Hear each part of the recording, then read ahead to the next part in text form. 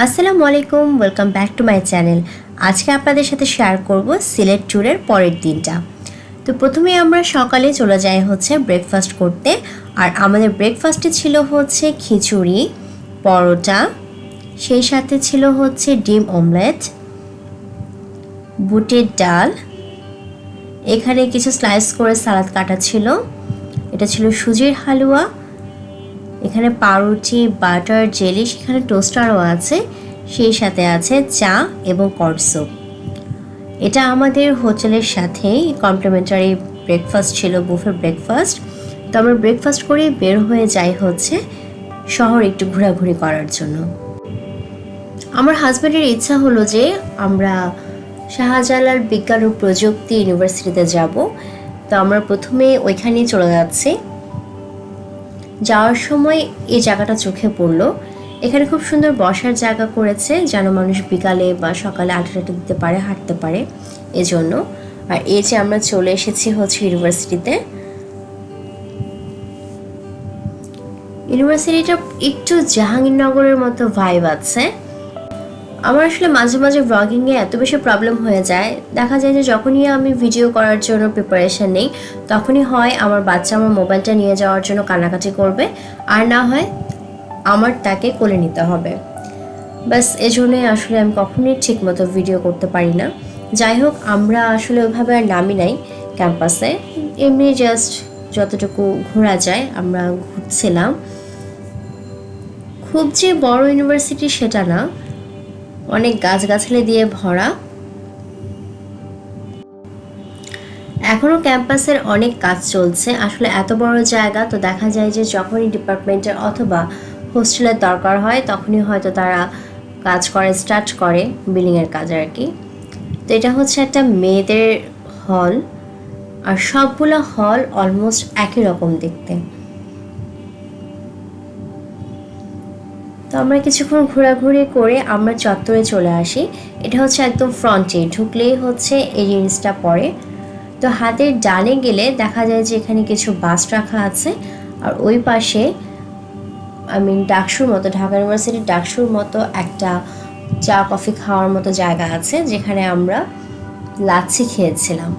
তো আমার কাছে ভালোই লেগেছিল। তো খাওয়া দাওয়া শেষ করে আমরা মাজারে চলে আসি। ভাবলাম যে একদম কাছেই ছিল, হোটেলের কাছেই ছিল, ভাবলাম যাওয়ার আগে একটু ঘুরে যাই। এই হচ্ছে সেই মাজারটা। এখানে অনেক মানুষ ছিল, বোঝা যাচ্ছিল যে সবসময় এখানে অনেক মানুষ থাকে। আর এখানে অনেক কবুতর ছিল।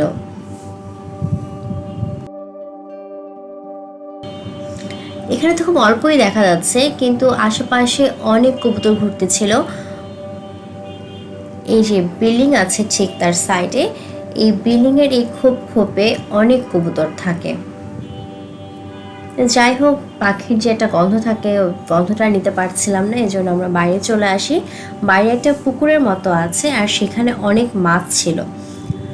তো আমরা খেতে চলে আসি হচ্ছে পানশিতে। এখানে আসলে এত ভিড় ছিল, আমরা ওয়েটিংয়ে ছিলাম। কিছুক্ষণ ওয়েট করার পরে আমাদেরকে ডাকা হয়। উপরে ছিল হচ্ছে এসি, আর নিচে হচ্ছে নন এসি। আসলে এত গরম ছিল, এজন্য আমরা ভাবলাম যে একটু ওয়েট করে হলেও আমরা এসিতেই খাই, এই আর কি। এখানে ছিল হচ্ছে চিকেন কাবাব, টাকি মাছের ভর্তা, চিকেন রোস্ট, এখানে কয়েক রকমের ভর্তা ছিল। সব টেস্ট আমার কাছে একই রকম লেগেছে। এখানে সাতকড়া দিয়ে গরুর মাংস ছিল, সবজি ছিল, আর একটা মনে হয় এমনি বিফ ভুনা ছিল। যাই হোক, কিন্তু আমার কাছে শুধু ভালো লেগেছে ফালুদাটা, কারণ আমি ভর্তার কোনো টেস্টই বুঝি নাই। আমার কাছে মনে হচ্ছিল যে সবগুলো ভর্তা একই রকম। আমি জানি না মানুষ কেন পানসি পানসি করে এত অস্থির হয়, আমার কাছে পার্সোনালি একদমই ভালো লাগে নাই। আর এটা হচ্ছে আমরা জাফলংয়ে যাচ্ছিলাম। আমাদের প্ল্যান ছিল হচ্ছে যে প্রথম দিন আমরা সাদা পাথর ঘুরবো, আর দ্বিতীয় দিন আমরা জাফলংয়ে যাব। দূর থেকে যে পাহাড়গুলো দেখা যাচ্ছিল, এত সুন্দর লাগতেছিল দূর থেকে। আসলে সিলেটে পানসি আর পাঁচ ভাই যে এত বেশি নাম করা, যে ওখানে খাওয়াটা আমার কাছে অনেক টাফ হয়ে গিয়েছিল, কারণ প্রথম দিন রাত্রে আমরা খেতেই পারি নাই, এত বেশি ভিড় ছিল। দেখবেন যে আমার ফার্স্ট, যেটা সিলেট ট্যুরের যে ফার্স্ট ব্লগ, এখানে কিন্তু আমার রাতে ডিনার নেই, কিছুই বলা নাই। কারণ আমরা অনেক ওয়েট করেছি। আমরা পানসিতে ওয়েট করেছি, পাঁচ ভাইতে ওয়েট করেছি, কিন্তু আমরা কোথাও কোনো জায়গা পাইনি। অনেক রাত পর্যন্ত এত মানুষ ছিল। সিলেটে এখানে মনে হয় অনেক বেশি পাথরের ব্যবসা হয়, কারণ একটু পরপরই দেখছিলাম যে পাথর, তো ভাবলাম যে মনে হচ্ছে এখানে হয়তো পাথরের ব্যবসা হয়। আর এই যে জাফলংয়ে যাওয়ার পথে এই জায়গাটা আমি নেমেছিলাম। আপনি যখন জাফলংয়ের দিকে যাবেন তখন দেখবেন যে একটু পরপরই অনেক ঝর্ণা দেখা যায়। পাহাড় ঘেঁষে যখন ঝর্ণাগুলো যখন দেখা যায় এত সুন্দর লাগে, আসলে ক্যামেরাতে আর সরাসরি দেখার মধ্যে অনেক পার্থক্য। এই এনভায়রনমেন্টটা খুবই সুন্দর ছিল। তো আমি ভাবলাম যে আমরা ব্যাক করার সময় যদি সানলাইট না থাকে তাই কয়েকটা ছবি তুলে নেই, এই জন্য আমি কয়েকটা ছবি তুলে নিয়েছি। আর যাওয়ার পথে দেখলাম যে এখানে কিছু রিসোর্ট আছে। পাহাড় দিয়ে ঝর্ণা পড়ার দৃশ্য দেখতে দেখতে সেই রিসোর্টে থাকার মজাই আলাদা। আমার আসলে ওই দৃশ্য দেখে আমার খুব ইচ্ছা হচ্ছিল যে যদি আমি এরকম একটা রিসোর্টে থাকতে পারতাম। এখানে দেখুন একসাথে কিন্তু 3টা ঝর্ণা দেখা যাচ্ছে। আমি জানি না যে আপনারা কতটুকু বুঝতে পারছেন, বাট খুবই সুন্দর ছিল। এত সুন্দর এনভায়রনমেন্ট, এত সুন্দর দৃশ্য, আলহামদুলিল্লাহ। এখানে দেখলাম যে অনেক মানুষই এসেছে, অনেক মানুষই নেমেছে, এজন্য আমরাও একটু দেখলাম যে আসলে কেমন দেখে নেই। আর এখানে নেমে সত্যিই আমার খুব বেশি ভালো লেগেছে।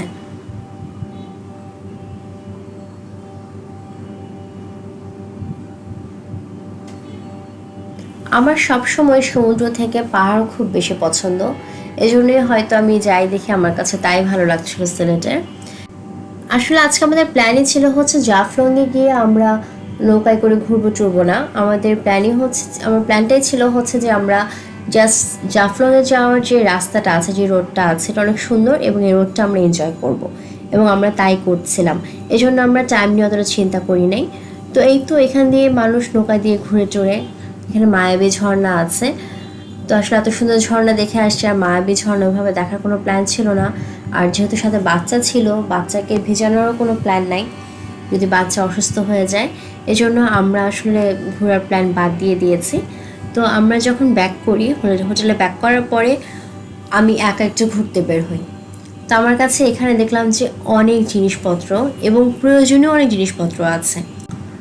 রান্নাঘরের কাজে ব্যবহারের জন্য এত ইম্পর্টেন্ট জিনিসপত্র এখানে পাওয়া যায়, এটা আমার কাছে খুব ভালো লেগেছে যে একদর। তো আমি আমার হোটেলটা যেখানে তার ঠিক আশেপাশে হচ্ছে সিটি সেন্টার। তো এখানে স্ট্রিট ফুড ছিল, তো ভাবলাম যে না, এখানে স্ট্রিট ফুড খাবো না। আমি কয়েকজনকে জিজ্ঞেস করলাম যে এখানকার বেস্ট ফুচকা কোথায়, তো আমাকে সবাই বললো যে সিটি সেন্টারের নিচে মায়ার নামে একটা ফুচকা ঘর আছে, ওটা নাকি অনেক মজা। তা আমি সেখানে যাচ্ছিলাম, কিন্তু যাওয়ার সময় মার্কেটের অনেক কিছু দেখে ভাবলাম যাচ্ছি একটু ঢু মেরে আসি। তো আমি একটু মার্কেটে গেলাম। মার্কেটে যাওয়ার পরে বাচ্চাদের জন্য টুকটাক জিনিসপত্র কিনলাম। আমার কাছে প্রাইস খুব বেশি মনে হয়নি, আমার কাছে রিজনেবলই মনে হয়েছে, কিন্তু আমার কাছে দেখতে খুবই ভালো লাগছিল। এই জন্য আমি বেশ কিছুক্ষণ সময় এখানে স্পেন্ড করে দেন আমি চলে যাই হচ্ছে সিটি সেন্টারে। সিটি সেন্টারে যাই আমি সেই ফুচকা খেতে।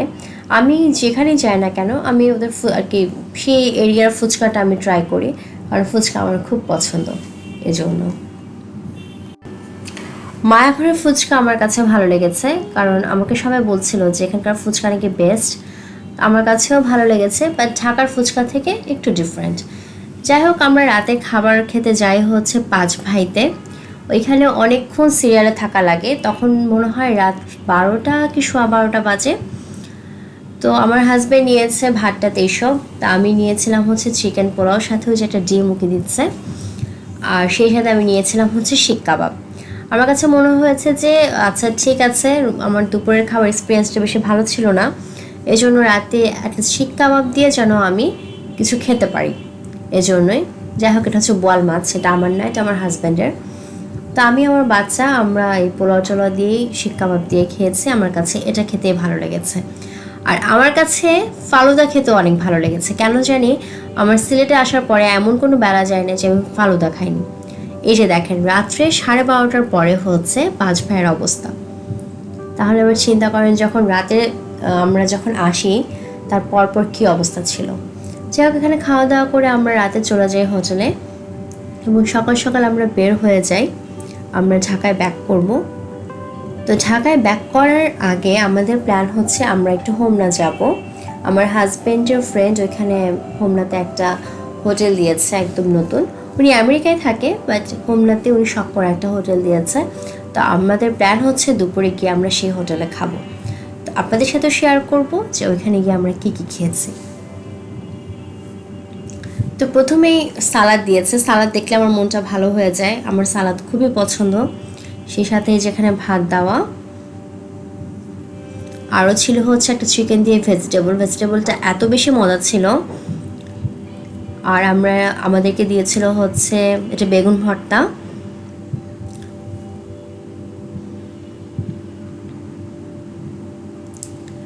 এছাড়াও ছিল হচ্ছে চিংড়ি মাছ, আর ছিল হচ্ছে চাঁদপুরের ইলিশ। এগুলো আমাদের জন্য স্পেশাল করা, চিংড়ি মাছটা ইলিশ মাছটা। নর্মালি হোটেলে এত বড় ইলিশ মাছ আর চিংড়ি মাছ ওরা করে না। আর ওইখানে আছে হচ্ছে মাটন গ্লাসি, এছাড়াও পোলাও, রোস্ট, কালাভুনা আর অনেক কিছু ছিল। ছোট মাছ ছিল, আমি আর ওইসবের ভিডিও করা হয়নি কারণ অলরেডি আমরা ভাত খাওয়া স্টার্ট করে দিয়েছিলাম। আর এটা ছিল হচ্ছে বোরহানিটা খুবই মজার ছিল, এটা ওদের হোটেলেই বানায়। আর সেই সাথে ছিল হচ্ছে একটা মিষ্টি দইটাও খুবই মজার ছিল। আমি তো নর্মালি মিষ্টি টাইপের খাবার অতটা পছন্দ করি না, কিন্তু এই দইটা খেতে আসলেই অনেক মজা ছিল। যাই হোক, এই ছিল হচ্ছে আমাদের দুপুরের খাবার দাবার। তারপর আমরা চলে যাই হচ্ছে সেই ভাইয়াদের একটা মাদ্রাসায়, অনেক বড় একটা মাদ্রাসা আছে আর কি ওনাদের। আর এটা হচ্ছে সেই মাদ্রাসার পুকুর, এখানে অনেক মাছ। আসলে সিলেট ট্যুরে আমরা মোস্ট অফ দ্য টাইম খুব জার্নিতে ছিলাম, এজন্য এখানে এসে খুব রিল্যাক্স লাগতেছিল যে না, একটু অ্যাটলিস্ট জার্নি থেকে দূরে আছি। পুকুরটা কিন্তু বিশাল বড় একটা পুকুর, এখানে প্রায় 150-র মতো ছাত্র আছে।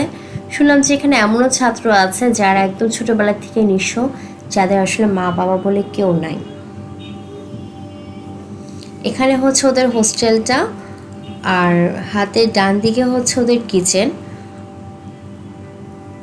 আর দূরে ওই যে দেখা যাচ্ছে এখন আন্ডার কনস্ট্রাকশনে আছে, ওইখানে হচ্ছে ওদের মসজিদ হচ্ছে। এই যে এখানে ওদের মসজিদ হচ্ছে। তো সন্ধ্যা হওয়ার আগে আগে আমরা বের হয়ে গিয়েছি ঢাকার উদ্দেশ্যে, আমরা এখন ঢাকায় চলে যাব। তো এই ছিল হচ্ছে আমাদের সিলেট ট্যুরের এক্সপিরিয়েন্স, যা আপনাদের সাথে এতক্ষণ শেয়ার করলাম।